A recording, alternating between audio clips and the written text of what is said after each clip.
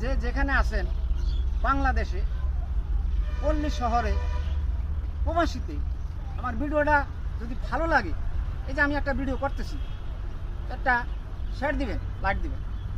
কেননা এই যে দেখেন একটা কচু, এটা কচু গাছ, অর্থাৎ এটা একটা কাঠ হয়, এখানে কাঠটা এরকম বড় হয়, এটা তো ভিটামিন। তারপরে এই যে দেখেন একটা লতি হয়েছে, এই লতিটাও খায়, লতি, এই যে লতিটা, এই যে দেখেন এটাও ভিটামিন। এখন এই পাতাটাও খায় ভিটামিন, এই ডোগাটাও খায় ভিটামিন। এই যে একটা ফুল আছে, এই যে দেখেন একটা ফুল আছে, আমি ফুলটা দেখাইলাম, এই যে ফুলটাও খায়। এখন এটার কিছুই ফালা যায় না, এটাতে এমন ভিটামিন আছে অন্য অন্য শাকের কিছু ফালানো যায়, কিন্তু এটার একবারে মূল তত্ত্ব থেকে শুরু করিয়া একবারে লতি, পাতা, ডোগা এবং কচু, এই ফুল সবই ভিটামিন। এখানে কোনো ভিটামিনের ঘাটতি নাই। অন্য অন্য শাকে একদিকে ভিটামিন, এটা হলো চারিদিকে ভিটামিন, অর্থাৎ পাতায় ভিটামিন, ডোগায় ভিটামিন, লতিতেও ভিটামিন এবং ফুলেও ভিটামিন। এখন দেখেন কয় ধরনের ভিটামিন, একটা গাছে কয় ধরনের ভিটামিন দিছে।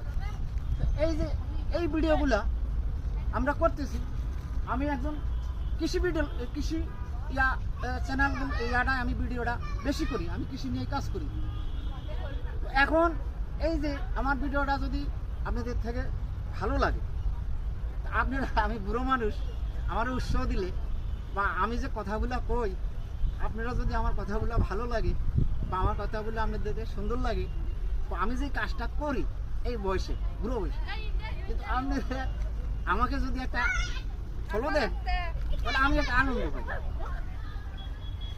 তো মূলত আমাদের দেশের কৃষকরা যে শাক সবজি এবং লাল শাক, মিষ্টি কুমড়া শাক, কদুর শাক, এলিশা শাক এখন চাষ হয়, তো এই যে শাক সবজিগুলা যারা প্রবাসীতে আছেন, দেশে আছেন, এরা সকলেই জানেন বাংলাদেশি যে এই শাকগুলা কি ভিটামিন আছে, এবং যারা প্রবাসীতে আছে বিদেশিরা এগুলারে বেশি খায়। কেন খায়? এগুলাতে বিভিন্ন ভিটামিন বেশি, অন্য অন্য ইয়ার থেকে এই ভিটামিনগুলা বেশি, তরল, এগুলা তরল সবজি, এগুলা তরল সবজি।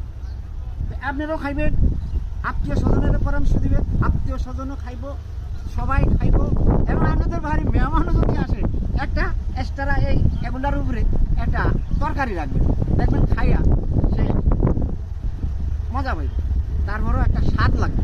তারপরেও এই যে এগুলা এখন আরও যদি এগুলা কৃষকে করে, এখন চলে, বেশি চলে, তো কৃষক আরও আগ্রহী থাকে, করবো একজন।